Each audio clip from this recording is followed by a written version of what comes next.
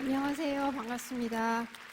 네, 저는 이제 내년이면 40이 되는 4살 아이의 엄마, 그리고 한 명의 남자의 아내, 네, 전은주 전도사라고 합니다. 올해 초까지 어노인팅이라는 예배 사역팀에서 사역하다가 이제 내려놓고 공부도 하고 또 지역에서 많은 여성분들과 축구를 하면서 세상 속에서 많은 사람들이 이렇게 다양한 모습으로 살아가고 있구나. 여러분들의 일상을 배우면서 이곳에 하나님의 나라가 이루어지는 것이 어떤 모양일까? 기도하고 또 고민하면서 하루하루를 살고 있습니다. 오늘은 특별히 같이 찬양도 하고 또 저에게 하나님께서 만나주셨던 시간들을 여러분들과 함께 나누려고 하는데요. 이 자리에도 많은 분들이 계시지만 이 다니엘 기도에 다양한 곳에서, 먼 곳에서 또 굉장히 다양한 연령층의 분들이 보고 계셔서 제가 감히 저의 인생을 나눈다는 게 주제넘게 느껴지기도 하는데 어르신들께서는 손녀딸 나와서 이야기한다 생각하고 저 나이에도 저렇게 신앙에 대해서 고민하는구나 이렇게 예쁘게 봐주시면 좋겠고, 또 우리 청년들도 많이 오셨다고 들었는데요. 저 언니는, 저 누나는 저거 가지고 저렇게 하나님 옆에 씨름했구나. 나는 하나님과 내 인생의 지점의 순간들에 어떻게 함께 걸어왔지? 그걸 비추어볼 수 있도록 성령님께서 조명해 주시는 시간 되기를 기도합니다.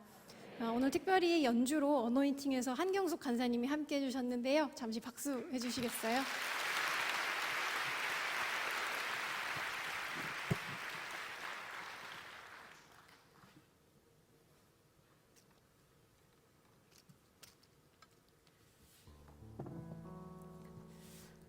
늘 간증을 나눌 때 사실 제 안에 굉장히 많은 설렘과 또 두려움이 있거든요.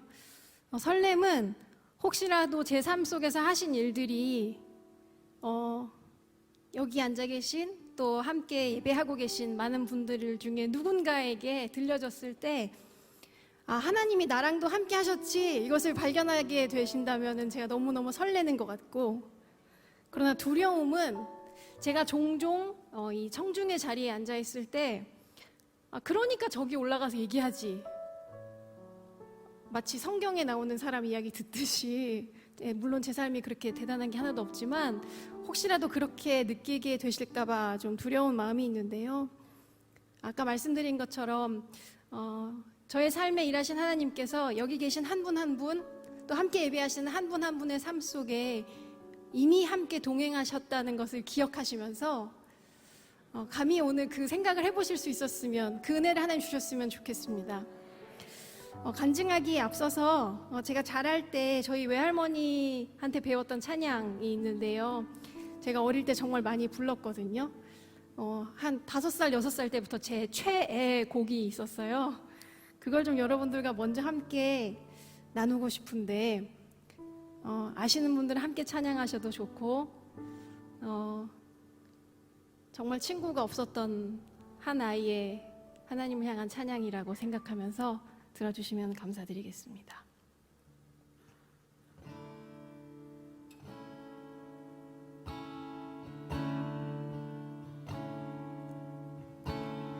죄짐 맡은 우리 구주, 어찌 좋은 친구인지 걱정 근심 무거운 짐 우리 주께 맡기세. 주께 고함 없는 고로 복을 얻지 못하네. 사람들이 어찌하여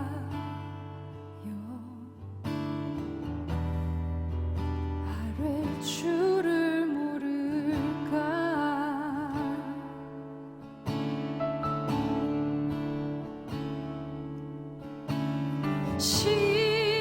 시험과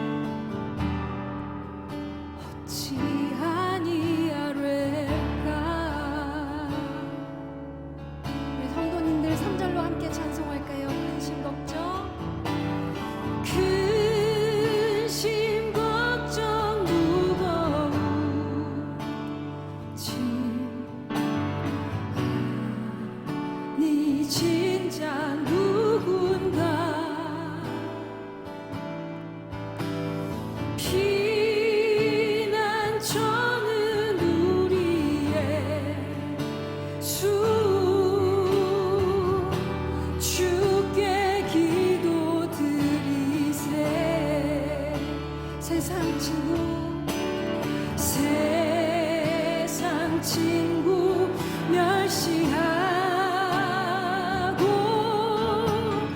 너를 조롱하여도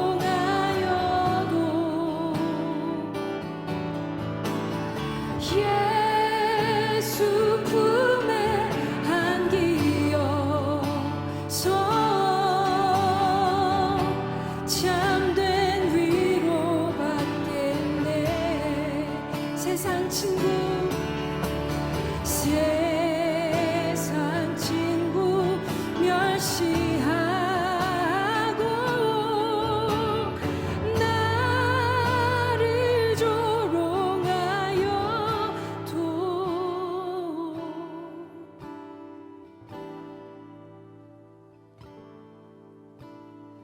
예수 품에 안기어서 참된 위로받겠네.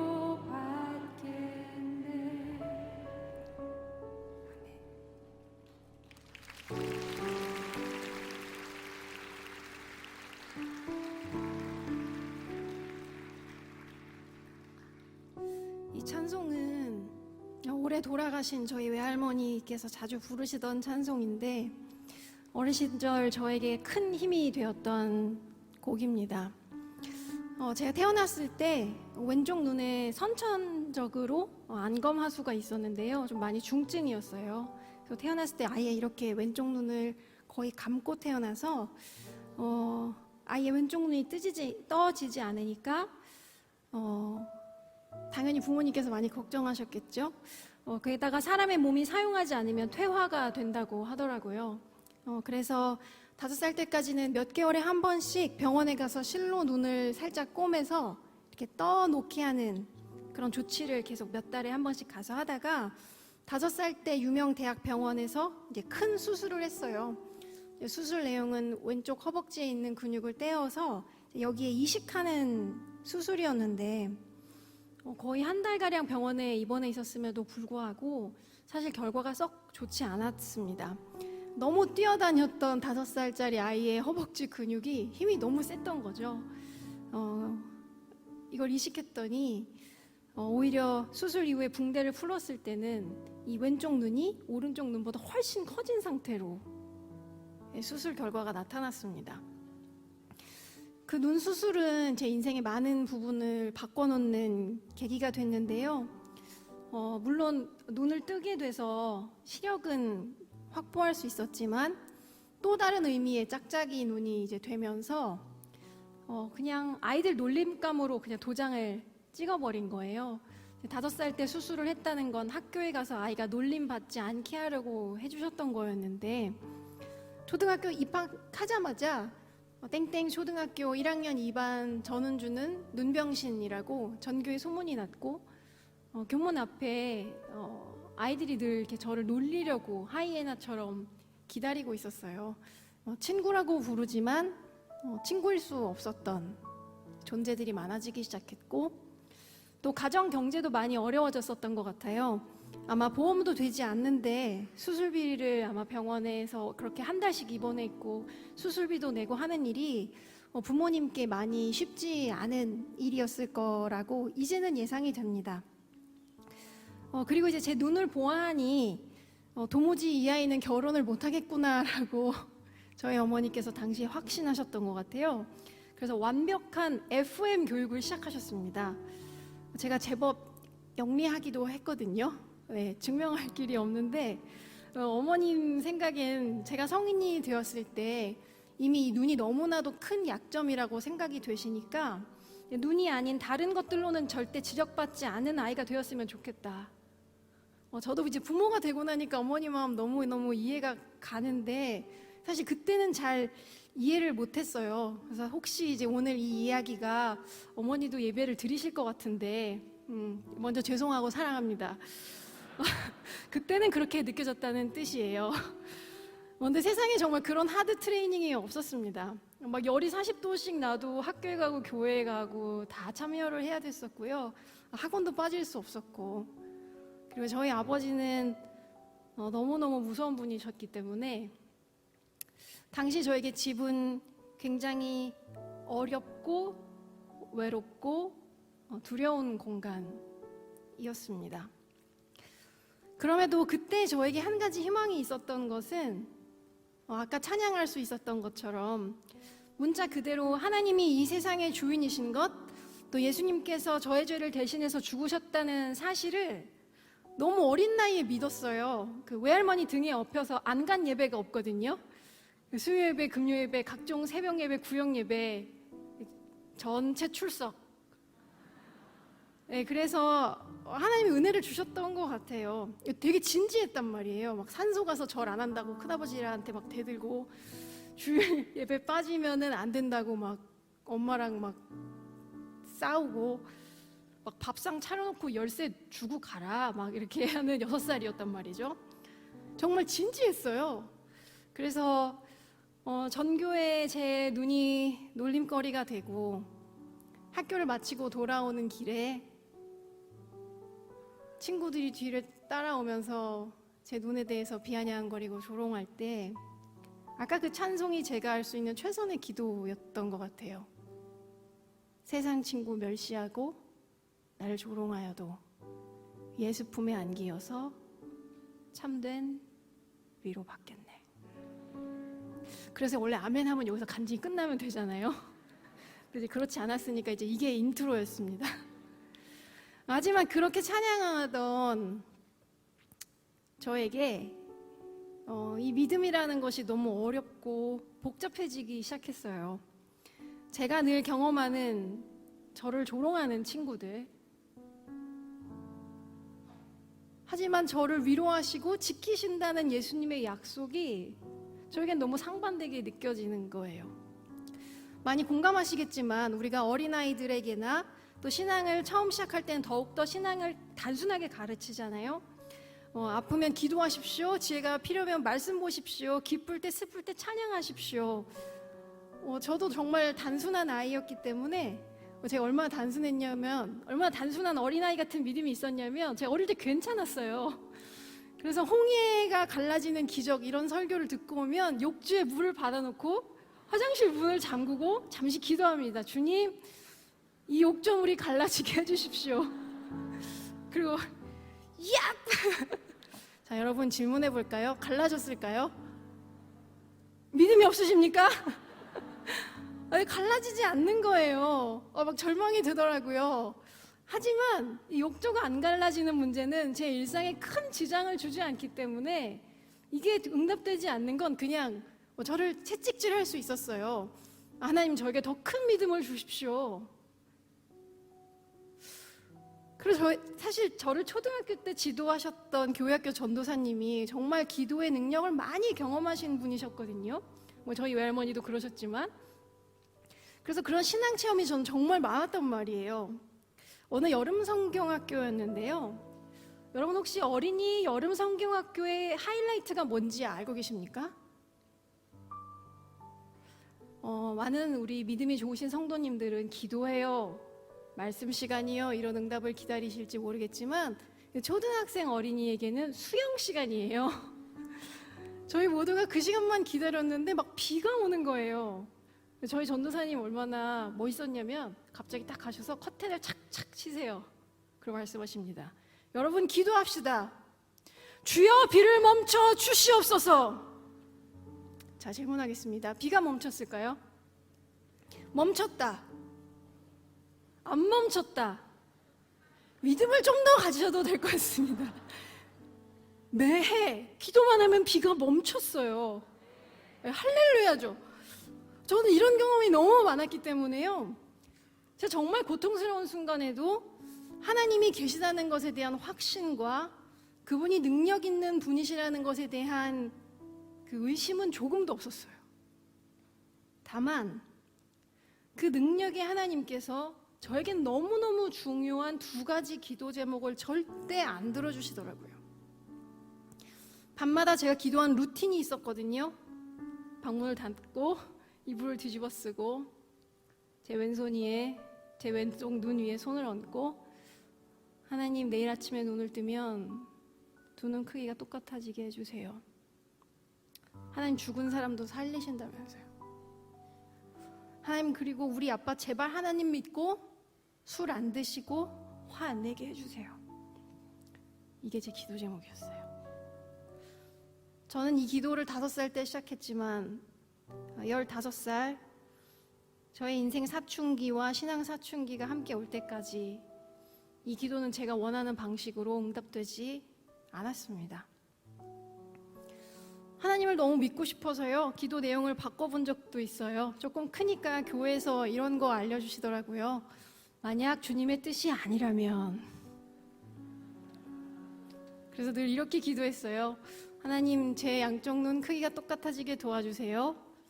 그런데 만약 하나님 뜻이 아니라면 교문 앞에 저를 놀리려고 기다리고 있는 애들이 오늘은 없게 도와주세요. 이 기도는 응답되었을까요? 제 맘대로 되지 않았습니다.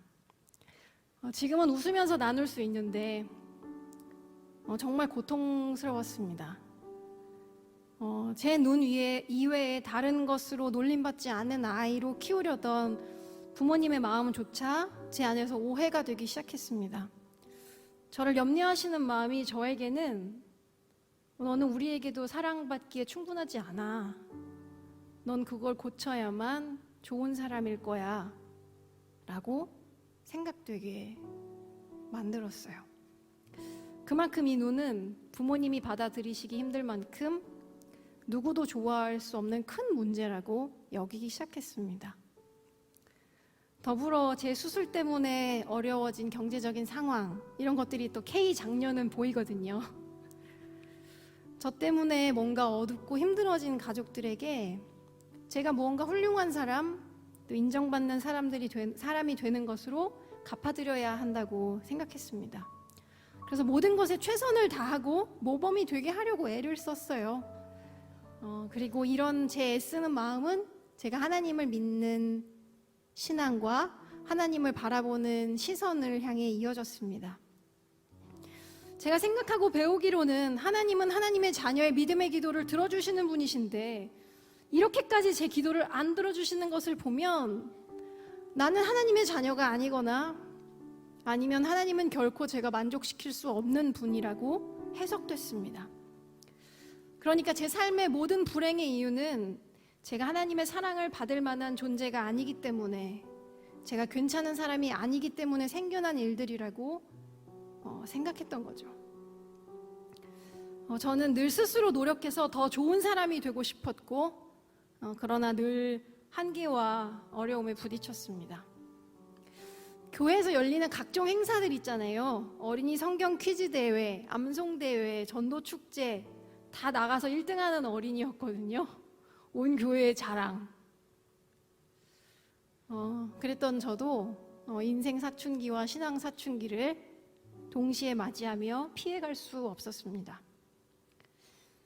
그나마 인정받고 칭찬받던 교회에서의 삶과 늘 왕따 당하고 외로웠던 학교의 삶, 이 이해할 수 없는 간극을 받아들일 수가 없었던 것 같아요. 특별히 교회 친구들이 교회에서는 저랑 정말 잘 지내는데 학교에 오면 저를 멀리할 때 그 괴로움을 견딜 수가 없었습니다. 그렇게 칭찬만 받던 중등부 전은주 어린이는 교회에 소문날 정도로 큰 걱정거리가 되어갔습니다. 출석 도장만 간신히 찍고 도망가는 그런 아이가 되었어요. 그렇게 한 3년 방황하다가 고등학교 2학년쯤에 다시 교회로 돌아갔고 학생부에서 찬양 인도도 시작했거든요. 저희 전도사님은 기도 제목이 응답됐다고 생각하셨고 저희 어머니도 드디어 은주가 다시 하나님을 만났구나라고 생각하시는 순간이었지만 이제야 정직하게 말씀드리자면 제 작전이었어요. 왜냐하면 제가 혼자 세상에 부딪혀 보니까 너무 쉽지 않더라고요. 전 아무 능력이 없더라고요. 그래서 저는 하나님이 아니라 하나님의 능력이 필요해서 하나님의 마음에 들 수 있는 거라면 뭐든지 다 해보자. 이런 마음으로 교회 봉사로 복귀했습니다. 하나님의 저를 정말 사랑하신다는 걸 깨닫지 못하면서도 저는 선교지에도 다녀오고 사역단체에도 들어가고 어떤 여름에는 수련회 보조교사를 7개, 8개도 했어요. 선교지도 고르라고 하면 일부러 제일 힘든 곳으로 고르고 극단적인 헌신, 이상한 말이죠. 극단적인 헌신을 했어요. 그러면서 제 안쪽 마음에 굉장한 자기의가 쌓여가기 시작했습니다. 하나님, 제가 이제 이 정도 했으면 뭐 하나 갚아주셔야죠. 뭔가를 하나 도전할 때마다 늘 그렇게 기도했던 것 같아요. 하나님을 협박하는 기도. 하나님, 제가 이거 했는데 이제는 제 기도 들어주실 때 되지 않았어요. 그런데 그것도 제 생각대로 되지 않더라고요. 찬양 사역을 하는데 성대는 결절이 오고 연애를 하면 깨지고 친구라고 생각하고 마음을 열면 뒤통수를 맞고 부모님 사이에 어려움들이 생겨나고 엄청난 원망과 분노의 날들이 계속되었습니다. 오히려 어려워졌죠. 왜냐하면 제 마음에는 하나님에 대한 엄청난 원망과 의문과 분노가 있는데 찬양 인도하는 사람이 뭘 하는 거죠? 우리 아까 예수전도단 팀에서도 너무너무 잘 섬겨주셨는데 그렇게 여러분들이 예배하시도록 격려하고 돕는 일을 해야 되는 사람인데 입이 안 떨어지는 거예요. 아니면 거짓말을 해야 되는 것 같은 거예요. 그리고 그 질문을 누구에게 하자니 다 성도님들이 시험 드실까 봐 그 말을 할 수가 없는 거예요. 그런 시간들이 꽤 길게 이어지면서 결국 전도 못하는 전도사가 되었습니다. 저희 어머니는 당시 전도 폭발 시범팀이셨고 저희 외할머니는 돌아가실 때까지 한 교회에서만 300여 문을 전도하신 분이신데 정작 그 딸과 손녀는 왜 하나님 믿어야 돼? 라는 질문에 그냥 천국 가. 근데 하면 안 되는 게 좀 많아. 라고밖에 못하는 기쁨과 감사가 없는 그리스도인 사역자가 되었습니다. 이렇게 되면 이제 여기 왜 세웠을까 지금 막 의문이 드시죠? 그렇게 살아가던 저에게 하나님께서 어느 시점에서인가부터 제 인생에 말로 다 설명할 수 없는 감사한 만남들을 허락해 주셨어요. 왕따 경험이 많은 사람은 본능적으로 이런 생각을 하거든요. 원래 사람들은 다 나를 안 좋아한다. 이런 생각이 있거든요. 그런데 그 관계들을 통해서 그것들을 하나님 회복시키기 시작하셨어요. 늘 왕따 당할 때에는 제가 이런 말을 일기에 많이 썼거든요. 사람들도 나를 이렇게 싫어하는데 완전하시고 온전하신 하나님 눈에는 내가 얼마나 부족할까. 이렇게 늘 자신 없고 저를 학대하던 저에게 저렇게까지 나를 사랑해주는 친구들과 사람들이 있다면 사랑이신 하나님은 나를 얼마나 사랑하시는 걸까? 이 생각의 변화의 시점이 올 때까지 정말 많은 하나님의 사람들의 사랑과 섬김이 있었던 것 같아요. 물론 그때까지는 알지도 못했고요. 한결같이 저를 품어주고 제 곁에 머물러주고 제 밑바닥도 없는 슬픔의 이야기를 들으며 함께 울어주고 제 마음이 궁금하다며 질문해줄 친구들을 보내주셨던 것 같아요.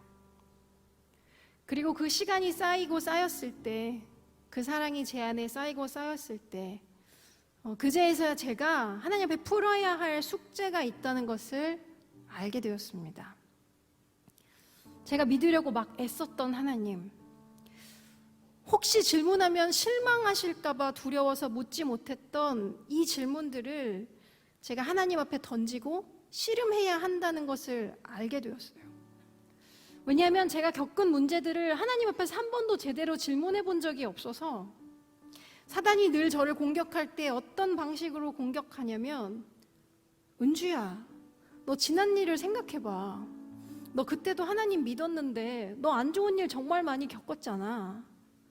그런데 네가 하나님을 도대체 뭘 믿고 네 삶을 맡기겠다는 거야. 그럼 그때마다 제가 막 동공 지진이 일어나고 제 마음이 막 요동하는 거예요. 그래서 제가 정말 하나님을 신뢰하려면 제 과거가 하나님의 실패가 아니라 그때도 하나님의 돌보심이 있었다는 사실을 하나님으로부터 확인받아야 했습니다. 그래서 시편을 보니까 애가, 슬픔의 노래라는 게 있더라고요. 예레미야 애가가 있죠. 그 애가요. 시편에 생각보다 무섭고 당황스러운 기도들이 많이 나오더라고요. 하나님께 막 악인들의 일을 꺾으시라고, 당신의 능력을 드러내시라고, 언약을 하셨다면 지키시라고 항변하는 기도들이요. 시편 22편 1절입니다. 내 하나님이여 어찌하여 나를 버리셨나이까. 시편 22편 6절입니다. 나는 벌레요 사람이 아니라 사람의 비방거리요 백성의 조롱거리이니이다. 이런 표현과 기도들이 가득했어요.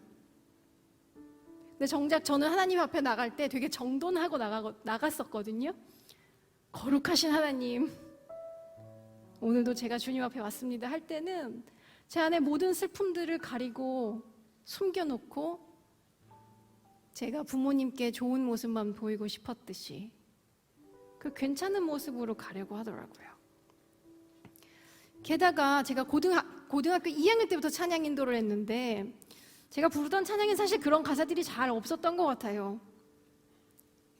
대부분 감사와 하나님을 송축하는 내용들이잖아요. 그런데 이 시편이라는 책이 이스라엘 백성이라면 늘 함께 기도하고 노래하는 공동체의 고백이었다고 하더라고요. 그래서 실제로 예수님도 이 시편으로 고백하며 자라셨기 때문에 이 십자가에서도 예수님이 이 시편 22편으로 기도하셨거든요. 엘리 엘리 라마 사박다니, 나의 하나님 어찌하여 나를 버리시나이까 하시잖아요. 그렇다면 믿음의 표본이신 예수님께서 어떻게 믿음 없는 사람처럼 이런 기도를 하셨을까가 아니라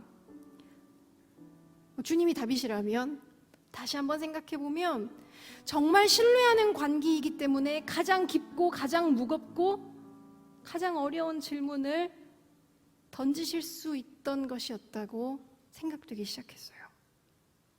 그러니까 이 하나님과의 관계는 서로 좋아 보일 때만, 도움이 될 때에만 의미 있는 관계가 아니라 저의 이 모든 고통과 아픔을 계속 꺼내어도 도망치지 않으시는 분,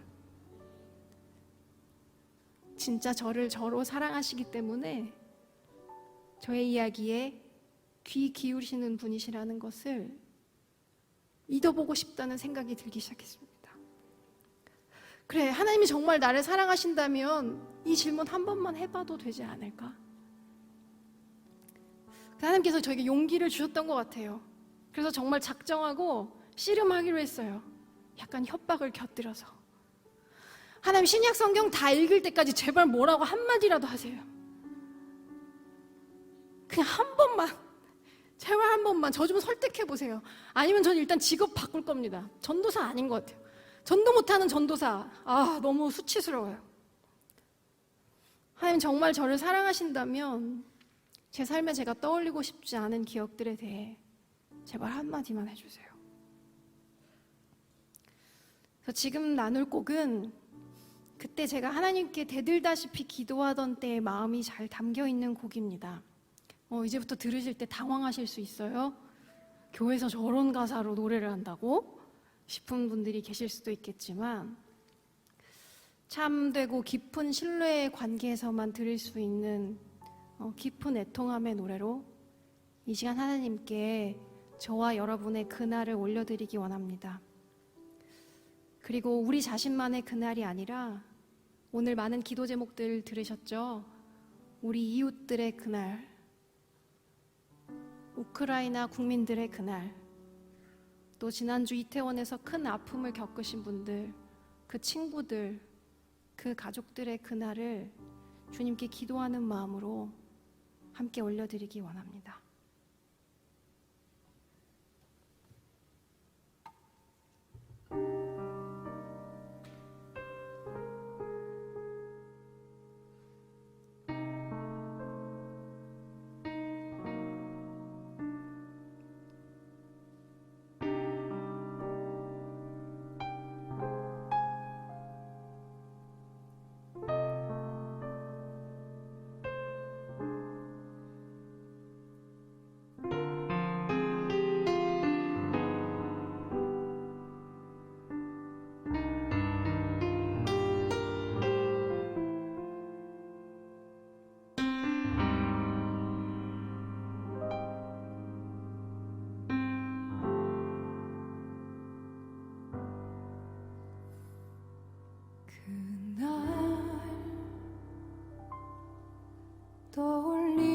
싶지 않았던 그날 가슴 속에 묻고 살았던 그날을 기억해요. 그날을 기억해요.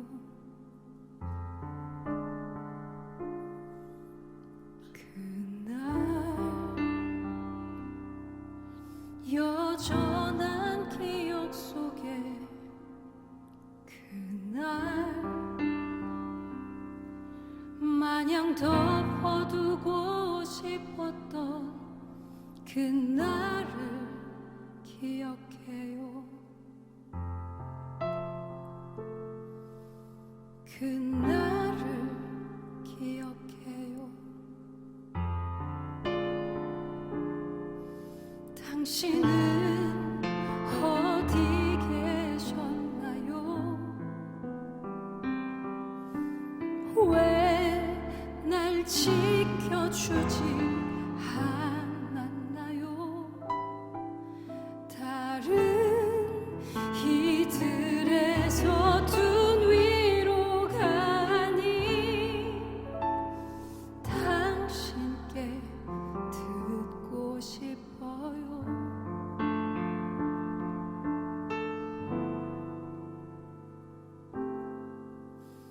그날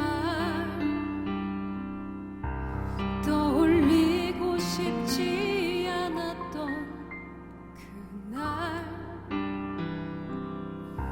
가슴 속에 묻고 살았던 그날을 기억해요. 그날을 기억해요.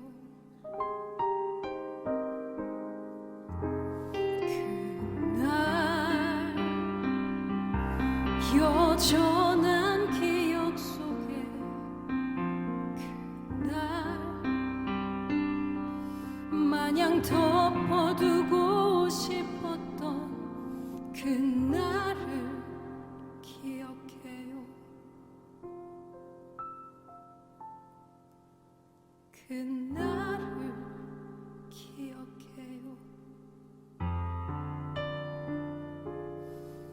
당신은 어디 계셨나요? 왜 날 지켜주지 않았나요? 다른 이들의 서툰 위로가 아닌 당신께 듣고 싶어요.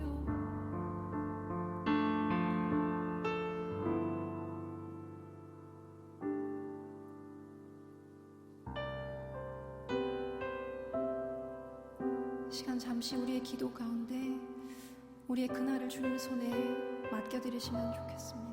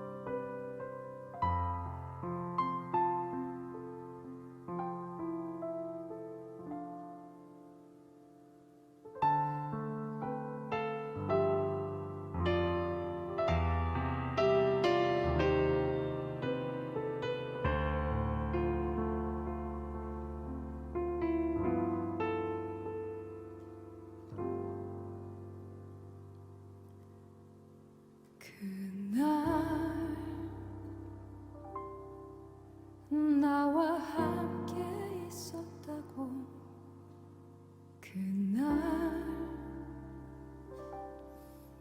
나와 함께 울었다고 그날 거기에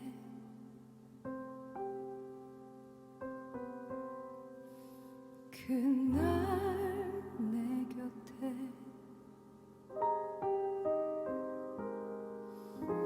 그날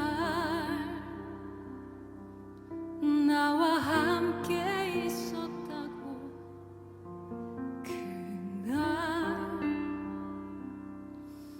나와 함께 울었다고 그날 거기에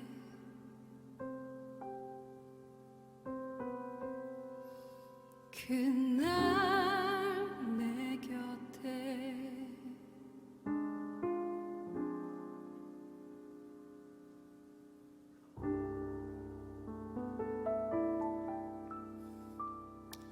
성도님들께도 이런 그날이 있으시지요. 이런 아픔의 날들에 대하여 주님은 무엇이라고 말씀하실까요? 우리의 아픔은 하나님께 어떤 의미일까요? 하나님 우리를 창조하실 때 우리에게 분명히 감정을 주셨는데 하나님 우리의 이 슬픔에 대하여 뭐라고 말씀하실까요? 하나님은 하나님의 뜻이 아니시면 그냥 관심이 없으신 무감정의 신이실까요? 저는 그 질문들을 던질 마태복음을 읽기 시작했어요. 하나님, 제가 아플 때, 제가 왕따 당할 때, 제가 너무 괴로울 때, 제가 눈물 흘릴 때 주님 뭐 하셨어요? 어디 계셨어요? 그리고 마태복음 시작하자마자 제 입장에서는 너무 이해가 안 가는 한 이름을 마주합니다. 네, 여러분 잘 아시죠? 마태복음 1장에 나오는 예수님 이름, 이응으로 시작하는 네 글자 뭐죠? 자신 있게 임마누엘, 그렇죠? 네, 아기 예수라고 안 해주셔서 너무 감사하고요. 네, 무슨 뜻이죠, 여러분? 임마누엘. 한번 같이 해볼까요? 하나님이 우리와 함께 하신다. 저는 처음에 그 이름이 전혀 이해가 안 되고 반갑지가 않더라고요. 두 가지 마음이었던 것 같아요. 하나님, 제가 얼마나 하나님을 원망하고 분노에 차 있고 사람들을 얼마나 증오하는지 아신다면 하나님 절대 제 옆에 같이 계시고 싶지 않으실 거예요. 그리고 또 하나는 하나님 진짜 함께 하신데 제 인생이 이렇습니까? 이 분노로 성경을 읽고 있는 거예요. 기적을 베푸시면 화가 났어요. 역시 저런 멋진 일은 나랑 아무 상관이 없지. 이런 일은 꼭 선택받은 사람들에게만 일어나. 그리고 그 진통 가운데 저는 오늘 본문인 마태복음 28장을 만나게 되었습니다. 그리고 여기서부터 하나님께서 제 안에 얽혀있는 그 뭉친 실타래를 풀어가기 시작하셨어요. 우리 다시 한번 같이 말씀을 읽어볼까요? 마태복음 28장 18절에서 20절. 많은 분들은 이미 암송하고 계실 텐데 눈으로 한번 확인하시면서 다시 한번 한 목소리로 함께 읽어볼까요? 시작.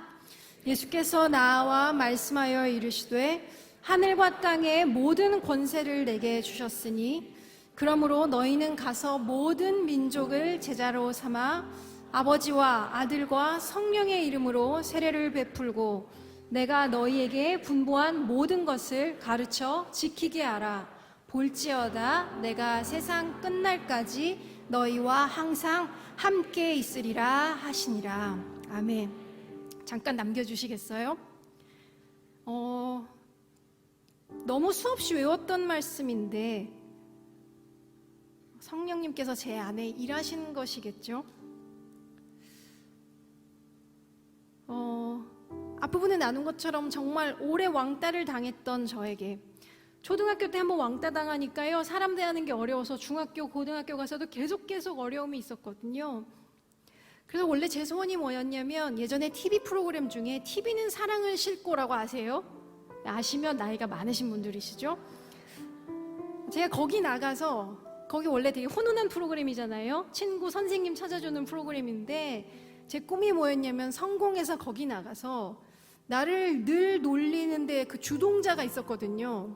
그 녀석을 찾아서 전 국민적 수치를 주고 왜 그랬냐고 물어본 다음 사과를 받아야겠다. 제 꿈이었거든요. 그래서 성경 보면 저는 요셉이 애굽 총리 될 때 되게 굉장히 감동하고 막 형제들이 그 앞에 절하는 걸 보면서 나에게 주시는 꿈이여라 기도하고 막 아브라함에게 축복과 저주의 권세를 주시면 아멘 하던 친구가 저거든요. 그래서 이 본문을 묵상할 때도 하늘과 땅의 모든 권세를 주셨으니에만 사로잡혀 있었어요. 제가 원하는 방식대로 이해하고 제가 원하는 방식으로 은혜 받았던 거죠. 언젠가 내가 하나님의 마음에 합한 사람이 되면 하나님 그거 나에게 주실 거다. 그리고 지금까지 내 삶에서 그 일이 없었던 것, 그것에 그렇게 분노했던 것은 아직 내가 훌륭하지 않아서 하나님 그 권세를 주시지 않았구나. 그래서 늘 분노하고 불안하고 두렵고 괴로웠던 것이고요. 그런데 그날은 정말 그동안 한 번도 제 눈에 들어오지 않았던 이 마태복음의 마지막 한 줄에 사로잡혔습니다. 볼지어다 내가 세상 끝날까지 너희와 항상 함께 있으리라. 너무 잘 아시겠지만 마태복음 28장은 예수님께서 그 모든 순환을 다 겪으시고 죽으시고 부활하셔서 제자들에게 나타나신 이후에 이제 승천하시는 장면입니다. 조금 전까지, 불과 얼마 전까지는 예수님의 기적에 환호하다가 예수님 제자라고 막 소문내고 싶어 하다가 예수님을 따르는 무리들 사이에서 그 시혜를 받기를 즐거워하다가 금세 뒤돌아서서 예수를 못 박아라 외쳤던 군중들, 공생의 기간 동안 약 3년 데리고 살면서 끊임없이 가르치고 밥 먹이고 함께했던 제자들의 무지함 그리고 배신, 끝까지 예수님께서 알려주신 수많은 가르침을 하나도 이해 못하고 고향으로 돌아갔던 제자들, 그 중에서도 특별히 아꼈던 제자 베드로의 배신과 자신을 헐값에 큰 돈일 수 있겠지만 생명과는 바꿀 수 없는 가격에 팔아넘긴 한 제자, 이 모든 것을 겪으신 예수님이 저였다면 나 이제 니네 지긋지긋하거든, 그러니까 할 수 있는 거 힘은 줄 테니까 나 갈게 해서 승천하는 것 같은데 예수님 지금 다른 이야기 하시는 거잖아요. 기억하니 내 이름은 함께하는 하나님이야. 내 이름이 함께하는 하나님이야. 나는 너희의 모든 죄와 연약함을 알고 모든 고통의 무게를 알아. 내가 다 경험해봤어. 나는 하나님이지만 나는 나에게 찾아온 고난과 죽음도 피하지 않았어. 그래서 나는 너희의 모든 아픔과 고통을 내 온몸으로 느꼈어. 그래서 나는 이제 말해, 나는 함께하는 하나님이야. 그래서 나는 떠나는 게 아니야. 나는 이제 너희에게 너희와 영원히 함께할 나와 동일한 성령을 보낼 거야. 그래서 진짜 너희 안에서 영원히 함께 살 거야. 그동안 드문드문 읽었던 수많은 예배 서적들, 예배의 자리에서 들었던 설교들, 찬양의 가사들, 제 인생에 하나님께서 주셨던 수많은 만남들, 그 행간 사이사이에 있었던 모든 것들이 연결되기 시작했습니다. 하나님이 나와 정말 함께 하시는구나. 상상할 수 없는 전율이었어요. 그제야 전도할 수 있는 전도사가 되었습니다. 제가 큰 기쁨으로 전도하기 시작했어요. 하지만 어떤 분께는 함께 하신다는 약속이 무슨 의미인 거죠? 제가 다 알고 있었는데요 라고 하실 수도 있겠죠. 그 말씀과의 그 진한 마주침 이후에 사실 제 상황은 전혀 바뀌지 않았습니다. 저는 제 과거의 경험들로 인해 아직도 때때로 사람을 대하는 것이 괴롭고 예민하고 어렵습니다. 교복을 입은 친구들을 보면 주눅 들어요. 하지만 함께 하신다는 그 약속과 그 약속의 의미를 하나님께서 제 삶에서 구체적으로 설명해 주시기 시작했다는 것을 알기 시작했습니다. 함께라는 그 깊이의 의미를 알게 됐던 인상적인 순간이 있어서 하나 나누고 싶은데요. 신혼여행 다녀와서 첫 일주일이었어요. 처음 살림하시는 분들은 알겠지만 사실 단품 요리가 훨씬 식탁을 차리기 쉽다는 거 아시나요? 무슨 탕, 전골, 찌개 훨씬 쉬워요. 막 다 때려 넣고 오래 끓이면서 적당히 이것저것 넣으면 되잖아요. 그죠? 우리 어머님들이 격하게 공감해 주셔서 감사합니다. 저도 요리에 서툴다 보니까 매일매일 볶음탕, 찜, 전골 이걸 했는데 그렇게 일주일쯤 지났을까요? 남편이 매일 저녁이 너무 과하다고 느껴졌는지 간단하게 밑반찬이랑 밥을 먹자는 거예요. 간단하게요. 간이 크죠? 누나한테 어디 땡. 식사 준비를 하시는 분들은 다 웃으실 텐데 밑반찬 하는 거 하나도 안 간단하고 하나도 안 쉽잖아요. 깻잎장아찌만 생각해도 하나하나 다 씻고 손질하고 미리미리 양념 발라서 눌러놓고 해야 먹을 수 있잖아요. 황당한데 그냥 습관처럼. 왜냐면 엄마랑 살 때는 냉장고에 다 그게 있었으니까. 냉장고 문을 열었는데요. 너무 당황스럽더라고요. 있을까요? 없을까요? 네, 없죠. 결혼 전에 친정집에서 어머니랑 살 때는 그런 밑반찬이 무슨 붙박이 옵션처럼 늘 있었거든요. 제가 토끼냐고 맨날 따졌는데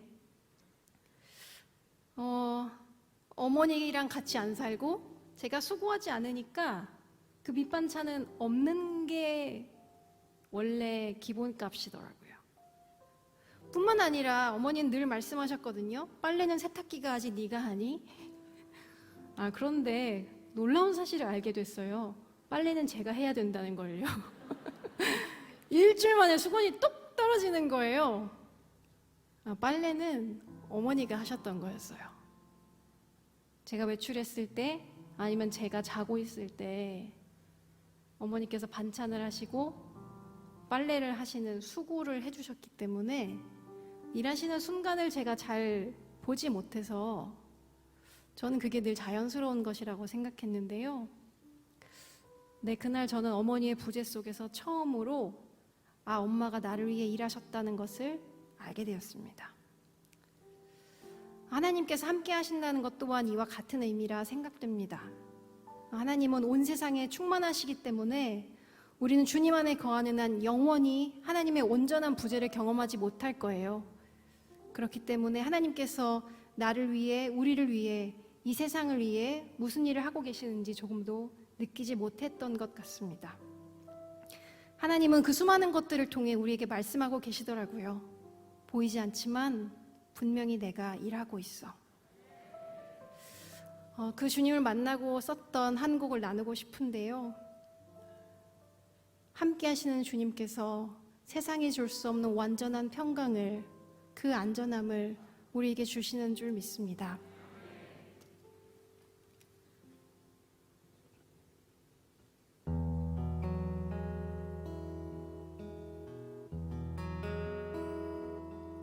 내 아버지 그 품 안에서 내 영혼은 안전합니다. 주 손길로 내 삶을 안으시니 그 평강이 나를 덮습니다. 나 비록 넘어지며 흔들리지만 주 내 안에 거하며 나를 붙드시니 내 생각을 주께로 돌리고 주시는 평강의 옷을 입습니다. 주 약속 안에서 내 영혼 평안해. 내 뜻보다 크신 주님의 계획 나 신뢰. 두려움 다 내려놓고 주님만 의지해. 주 안에서 내 영혼 안전합니다. 나 비록 넘어지며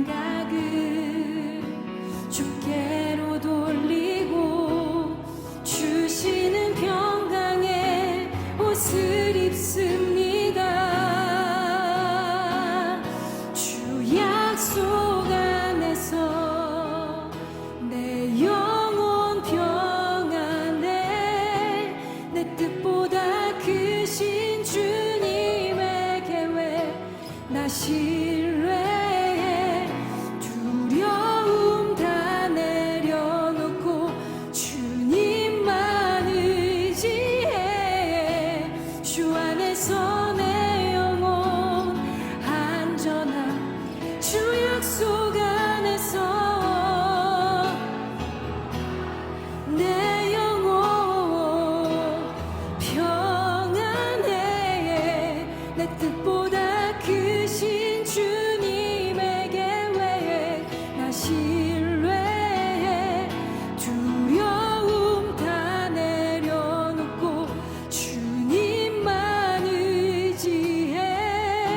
주 안에서 내 영혼 안전합니다. 주 안에서